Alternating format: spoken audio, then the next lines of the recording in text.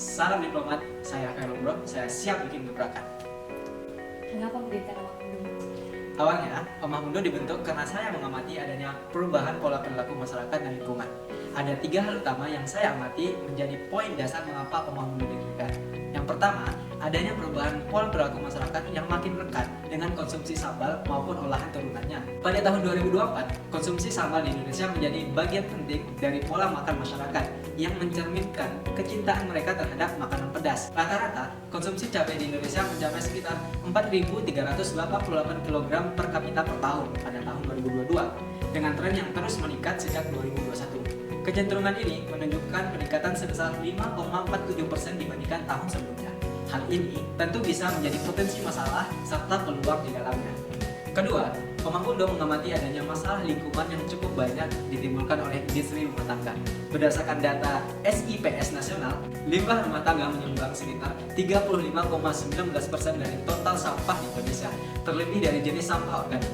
Hal ini tentu dapat menjadi masalah lingkungan apabila tidak diatasi dengan baik. Sedangkan berdasarkan data Kementerian Koperasi sebanyak 64 juta UMKM tahun 2022 di Indonesia, sebagian besarnya bergerak dalam sektor makanan dan minuman. Sehingga masalah pengolahan sampah serta isu lingkungan menjadi titik poin masalah berikutnya yang ingin kami selesaikan. Terakhir, produksi sambal tidak terlepas dari adanya peran dari petani cabai. Namun, tidak bisa dipungkiri bahwa bahan organik khususnya dari bidang pertanian sangat rentan dan bergantung oleh banyak faktor. Mulai dari pengadaan bibit, ketersediaan lahan, modal, cuaca, bahkan pengolahan lahan dan sumber daya di dalamnya yang masih belum bisa dikerjakan secara optimal. Secara langsung, kestabilan kondisi petani cabai tentu akan berpengaruh besar pada usaha yang menggunakan cabai sebagai salah satu bahan bakunya. Fenomena ini masih memiliki banyak peluang untuk diurai secara terintegrasi. Nah, 3 masalah tersebut menjadi landasan masalah yang melatar belakangi terbentuknya Omah Mundo. Oleh karena itu, Omah Mundo hadir dan memberikan solusi sebagai upaya menyelesaikan masalah tersebut. Apa solusi yang bisa diberikan? Untuk solusi yang bisa diberikan, yang pertama, Omah Mundo hadir untuk menyajikan sambal homemade yang tidak menggunakan MSG dan bahan pengawet yang bisa memuaskan lidah para pecinta sambal di Indonesia. Yang kedua, Omah Mundo berinisiatif untuk memulai dari skala internal dan bertekad untuk mengolah limbah organik dari proses produksi menjadi sesuatu yang tidak berbahaya, bahkan memiliki nilai. Salah satunya adalah pembuatan kompos dari sisa bahan baku maupun limbah bahan baku yang sudah tidak digunakan. Untuk kedepannya, Omah Mundo juga akan mengintegrasikan dengan berternak anggot agar limbah organik bisa diproses dengan lebih baik dan cepat serta adanya nilai jual tambah dari mangkok yang diproduksi untuk sektor lainnya seperti bahan pakan burung maupun ikan dalam bentuk atau olahan. Berdasarkan poin sebelumnya, terdapat produk samping dari pengolahan limbah berupa kompos. Kompos yang dihasilkan bisa dalam bentuk padatan atau cairan. Hal ini tentu menjadi nilai tambah dan nilai jual produk sampingan. Selain itu, dari hasil limbah organik, produk lainnya yang bisa dihasilkan adalah bibit, salah satunya adalah bibit cabai. Sumber bibit dan pupuk yang dihasilkan akan digunakan Omah Mundo sebagai sarana untuk meningkatkan hubungan baik dengan mitra strategis Omah Mundo, yaitu petani cabai sebagai bentuk andil dan keinginan untuk memberdayakan petani mitra. Kenalan sama Omah Mundo. Omah Mundo merupakan usaha yang bergerak di bidang kuliner, khususnya aneka sambal olahan siap konsumsi.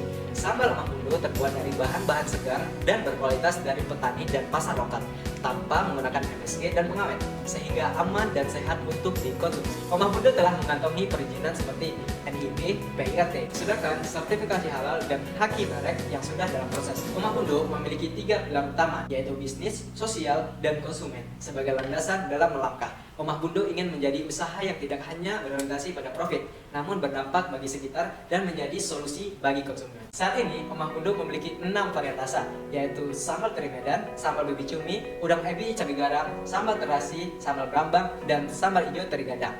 Untuk progres kedepannya, Omah Mundo akan meningkatkan variasi sambal serta mengoptimalkan integrasi 3 poin pilar yang dimiliki oleh Omah Mundo. Sebab Omah Mundo ingin bukan hanya menjadi pelaku bisnis, tapi ingin berdampak secara nyata. Bagaimana model bisnis Omah Mundo? Bisnis model terdiri dari 9 aspek yang dikaji, mulai dari value proposition sampai cost structure. Yang pertama, value proposition. Sambal yang selalu bikin kangen, sehat, dan terjangkau buat kamu yang masih sekolah ataupun pekerja yang gak punya waktu untuk bisa makan enak dan all in one. Yang kedua, customer segment. Omah Mundo cocok banget buat kamu yang masih sekolah atau siswa maupun mahasiswa, dan pastinya buat pekerja kantoran yang sibuk banget. Yang ketiga, ada channel. Bagaimana Omah Mundo reach customer kami? 1. Berdasarkan saluran distribusi terbagi atas langsung dan tidak langsung. Saluran distribusi langsung seperti B2C, sedangkan saluran tidak langsung seperti B2B. Saat ini kami memiliki reseller yang berada di Surabaya. Yang kedua, berdasarkan saluran pemasaran. kami treat customer melalui sosial media sebagai sarana berkomunikasi dan berinteraksi dengan pelanggan. Yang ketiga, berdasarkan saluran penjualan, kami memiliki beberapa platform e-commerce seperti Shopee, Tokopedia, TikTok, dan memiliki rumah produksi yang bisa dijadikan transaksi pelanggan secara offline. Yang keempat, berdasarkan saluran kolaborasi, kami memiliki program affiliate untuk Shopee dan TikTok Shop, serta sedang mengembangkan kemitraan dengan usaha lain. Yang keempat, customer relationship.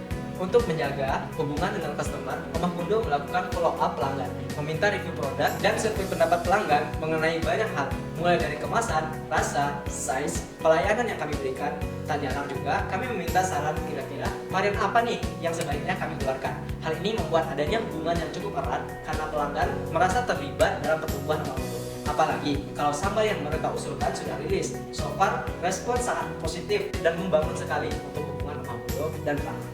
Yang kelima, revenue stream. Poin utama kami berada pada e-commerce dan affiliate. Dua kanal tersebut diutamakan karena memiliki efisiensi dan efektivitas yang cukup tinggi bagi usaha. Poin keenam, key resource. Key resource utama kami adalah sumber daya manusia yang capable dan kompeten dan memiliki sarana prasarana yang memadai dengan harapan kedepannya bisa membangun area produksi yang lebih advance dan terstandarisasi. Yang ketujuh adalah key activity. Aktivitas utama yang kami lakukan adalah produksi, distribusi, dan pemasaran yang dilakukan dengan strategi relevan di masing-masing chain aktivitas. Kedelapan, key partnership. Omahmundo memiliki key partnership utama dengan jaringan pemasok dan juga kemitraan. Dua chain tersebut sangat penting bagi proses input dan output untuk mencapai perputaran yang maksimal. Dan yang kesembilan adalah cost structure. Komponen biaya utama Omahmundo adalah biaya produksi, gaji karyawan dan owner, dan biaya pemasaran dalam hal ini biaya iklan serta R&D di dalam prosesnya. Bagaimana kondisi market size Omahmundo? Market size itu sangat penting untuk memahami potensi bisnis dan seberapa besar peluang yang ada. Perkiraan ukuran pasar sambal di Indonesia selama 5 tahun terakhir menunjukkan tren yang kuat dan terus berkembang. Pada tahun 2022, pasar sambal menghasilkan sekitar 116,31 miliar, menunjukkan pertumbuhan lebih dari 96% dibandingkan tahun 2021. Pasar sambal global, termasuk Indonesia, diproyeksikan tumbuh dengan laju pertumbuhan tahunan gabungan CAGR sebesar 4,36% dari tahun 2023 hingga 2028. Pertumbuhan yang kuat di pasar sambal diperkirakan akan terus berlanjut di tahun-tahun mendatang, didorong oleh permintaan konsumen dan ekspansi ke ruang retail digital. Sebenarnya siapa sih target market Omahmundo? Nah, untuk target market, Omahmundo mendeskripsikan dari berbagai hal. Yang pertama itu ada dari segi demografi. Untuk demografi yang pertama itu dari usia. Nah, untuk usia ini dari umur 20 tahun sampai umur 45 tahun. Dan untuk jenis kelamin, itu kita menyasarnya adalah jenis kelamin perempuan. Dan untuk pendapatan itu dari menengah dan menengah ke bawah. Nah, yang kedua itu ada dari segi geografi. Yang pertama itu dari area. Kita itu menyasar area dengan kota-kota besar seperti di Surabaya, Jakarta, Jogja, dan Malang. Yang ketiga adalah psikografi atau gaya hidup nih. Nah, untuk perilaku itu kita mencoba melihat dari pola kegiatannya. Itu ada orang dengan pola kegiatan padat, di mana mereka biasa mencari makanan instan yang enak dan bisa jadi reminder atas rasa kerinduan. Berikutnya adalah mereka yang mencari makanan instan. Nah, di sini kita ingin menciptakan makanan yang mudah dan nggak pakai ribet.